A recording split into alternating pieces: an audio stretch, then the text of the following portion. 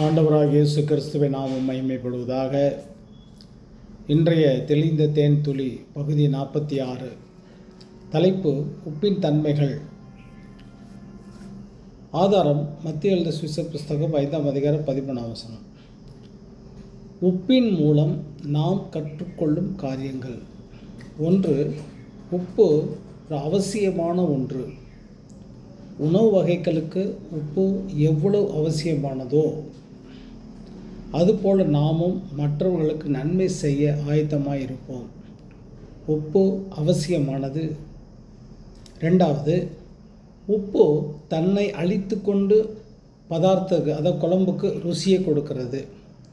அதுபோல் இயேசுசாமி சிலுவையிலே தன் ஜீவனை கொடுத்து அதை விசுவாசிக்கிறவர்கள் வாழ்க்கையிலே நற்கந்தமாக இருக்கிறார்.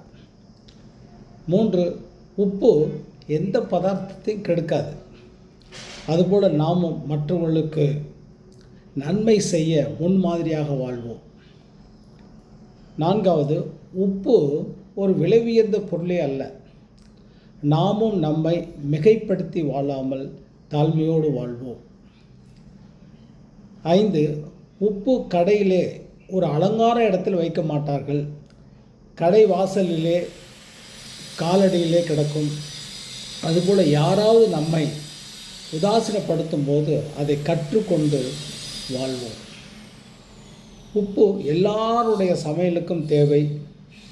நாமும் யாரோடு எல்லாம் பழகிறோமோ, யாரோடு பழகிறோமோ அவர்களோடு உண்மையாய் ஒழுக்கமாய் வாழ்வோம். கர்த்தர் நம்மை வழி நடத்துவாராக. இப்போ உப்பின் மூலமாக நாம் கற்றுக்கொண்ட காரியங்கள் இவைகள். கர்த்தர் நம்மை வழி நடத்துவாராக. ஆண்டவராகிய இயேசு கிறிஸ்து நாமம் மகிமைப்படுவதாக. ஆமென், ஆமென், ஆமென், ஆமென்.